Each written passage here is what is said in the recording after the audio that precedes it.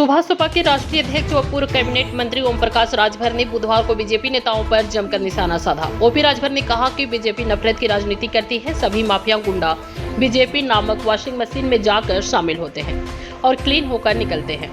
निशाना साधते हुए ओपी राजभर ने कहा कि हम माफियाओं और गुंडों का घर नहीं गिरा रहे हैं, बल्कि गरीब, कमजोर और जाति धर्म के आधार पर कार्रवाई कर रहे हैं। वोट की राजनीति करती है बीजेपी। अलीगढ़ में यूनिवर्सिटी के शिलान्यास पर ओपी राजभर ने कहा कि महेंद्र सिंह के नाम पर यूनिवर्सिटी का शिलान्यास किया गया। यह अच्छी बात है, लेकिन बीजेपी चुनाव से पहले वोट बैंक के लिए लोकार्पण की है। 6 महीने में यूनिवर्सिटी बन पाएगा। केवल नाराज जाट वोटों को अपने पक्ष में करने की बीजेपी कोशिश कर रही है। निशाना साधा कि 4.5 साल में एक भी बीजेपी का शिलान्यास किया हुआ काम पूरा नहीं हुआ। वहीं अलीगढ़ के आसपास सैकड़ों लोग डेंगू से मर गए और हर रोज मर रहे, लेकिन सरकार को उचित चिकित्सा व्यवस्था की चिंता नहीं है। सीएम योगी और पीएम मोदी पर निशाना साधते हुए कहा कि कोरोना महामारी के दौरान जब ऑक्सीजन और वेंटिलेटर की देश को जरूरत थी, तो ये लोग बंगाल में वोट जुटाने में व्यस्त थे।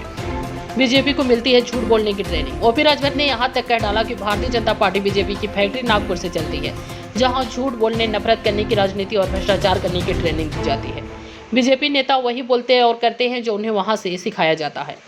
उड्डयन मंत्री नंदगोपाल नंदी पर निशाना साधते हुए कहा कि रोटी, मकान, बिजली, शिक्षा, कानून व्यवस्था पर बात नहीं करते या महंगाई पर बोल नहीं सकते। बीजेपी नेता बताएं गैस सिलेंडर, डीजल, पेट्रोल, सरसों तेल महंगा कैसे हुआ।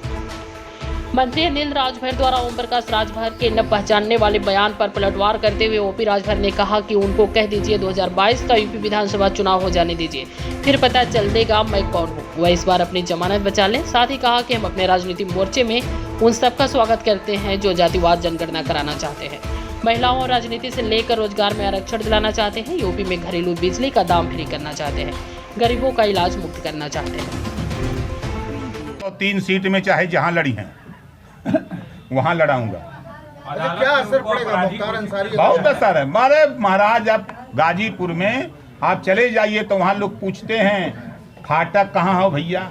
भाजपा का नेता वहीं का ललना 12 जने आशीर्वाद ले, भाजपाई, सपाई, बसपाई, कांग्रेसी जे टिकट ले हो, प्रमुखी का चुनाव हो, चाहे जिला पंचायत का चुनाव हो, अध्यक्षी का हो, चाहे एमएलए का हो, चाहे एमपी का, बिना आशीर्वाद से कोई जीतत ना हो। सब चिट्ठी लेते हैं, बांदा से, आगरा से चिट्ठी लिखवाते हैं सब, और उसको ले आते तो फोटो कॉपी कर कर गांव-गांव, घरे-घरे, भैया ये मुख्तार अंसारी का आदेश आ गया, हम ही के वोट देवे कहले बायन, चिट्ठी घूम-घूम बांटते हैं। आप कह रहे अच्छा, हैं कि ऐसे में फाटक सभी लोग जाते हैं। बिल्कुल जाते हैं। ऐसे में अगर गिला शिकवा दूर करके भारतीय जनता पार्टी आपको वापस बुलाती है तो क्या तस्वीर रहेगी 2022? डूबती हुई नैया है भाजपा।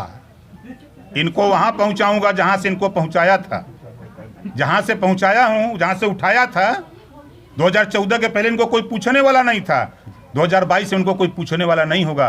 गिड़गिड़ा रहे थे ना देश के प्रधानमंत्री कल। हिम्मत हो तो मुख्यमंत्री घोषित करें योगी जी को, मोदी जी, अमित शाह जी, नड्डा जी। केशव मौर्य कह रहे हैं कि 52% 55 आबादी है पिछड़ों की, नहीं बनने देंगे।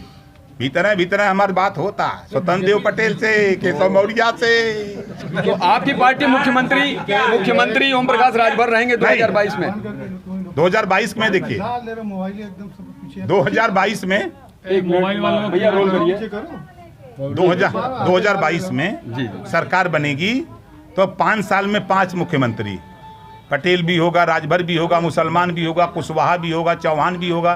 20 डिप्टी सीएम बनाएंगे। 1 साल में 4 जाति का 4 डिप्टी सीएम, 1 सीएम होगा और सबका काम एक होगा। सीएम तो होगा वो सीएम ओम प्रकाश राजभर होंगे? 5 सीएम, 5। कौन होगा वो? पहला सीएम कौन होगा? ओम प्रकाश राजभर होंगे? क्योंकि वो बाद में तय करें। बहुत नहीं, पहले बाद में तय करेंगे। वो जब सीट उठा जाएगी, हम लोगों को बहुमत मिल जाएगा तो हम लोग तय। हम लोगों का देखिए, मुख्यमंत्री का कोई झगड़ा नहीं। ओम प्रकाश निराला है। अगर मंत्री पद का लालच होता तो मैं भी जी हजूरी, चमचागिरी करता, दलाली करता, लेकिन वो चीज